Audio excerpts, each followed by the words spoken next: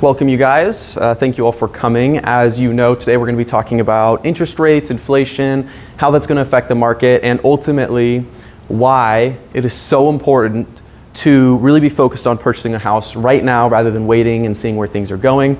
My name is Gabriel Moderman, as you all know, Spokane's local real estate agent. Let's jump right into it. So if you are renting a house, or you have considered buying in the past, it needs to be your number one priority. Getting into a house needs to be your number one priority.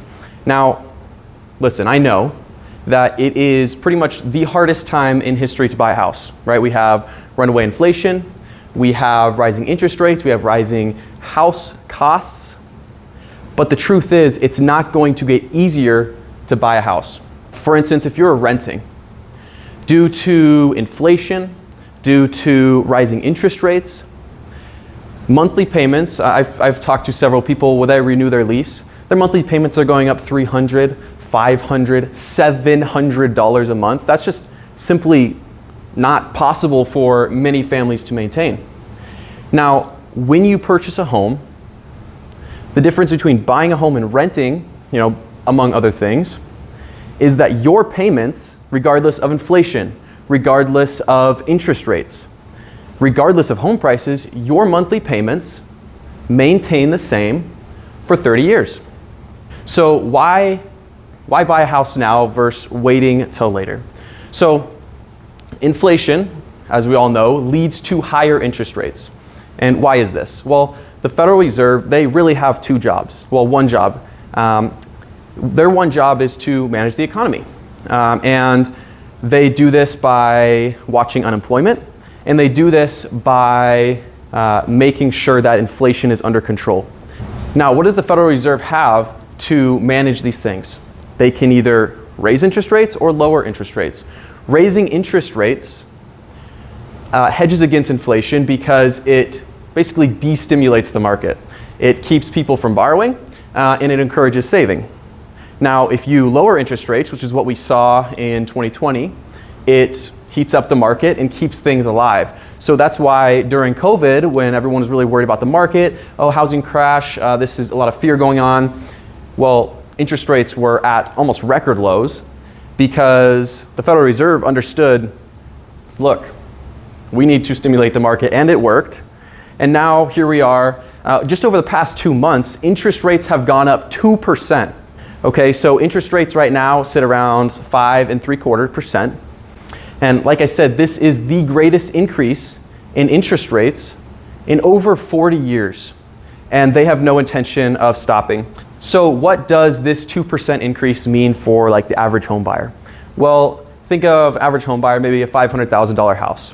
A 2% increase means an increase of $500 a month in their monthly payment. So for you, locking in a rate is going to be extremely important, or else you could literally miss out on hundreds and hundreds of dollars every single month. And like we discussed, interest rates are going to continue to rise.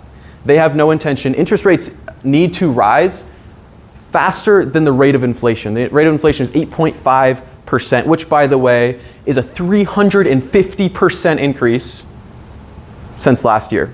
350% increase. So you can bet the farm that interest rates are going to continue to rise. Now, they printed during COVID $5.2 trillion, which, by the way, how does the government make money? Make money off of taxes. That's right. So they can either borrow money or they can tax us. So they borrowed $5.2 trillion by printing it. And now, how are they going to pay that back? Well, taxes. So you can expect interest rates and taxes to continue to rise. Now, that being said, it is your job, your responsibility, for your own sake, to get ahead of the curve. We know interest rates are going up. Get ahead of the curve, lock in your rate, even if you're not looking to buy. You can lock in a rate for 2, 3, 4 months. Lock in an interest rate so that you are not a victim of this runaway inflation and these increasing interest rates. And if you're renting right now, rents will go up, period. If If you purchase a home, you are locked in on that monthly payment for 30 years. The bottom line is, although it is difficult to purchase a home now, it will not get easier. And although it seems as though you're looking at two bad options,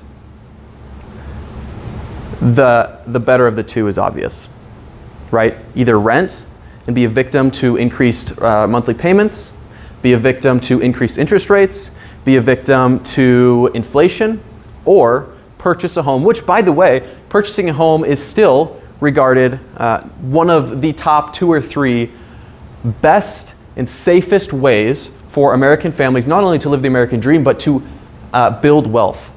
So not only do you have security, but you also have the potential to build your wealth over time.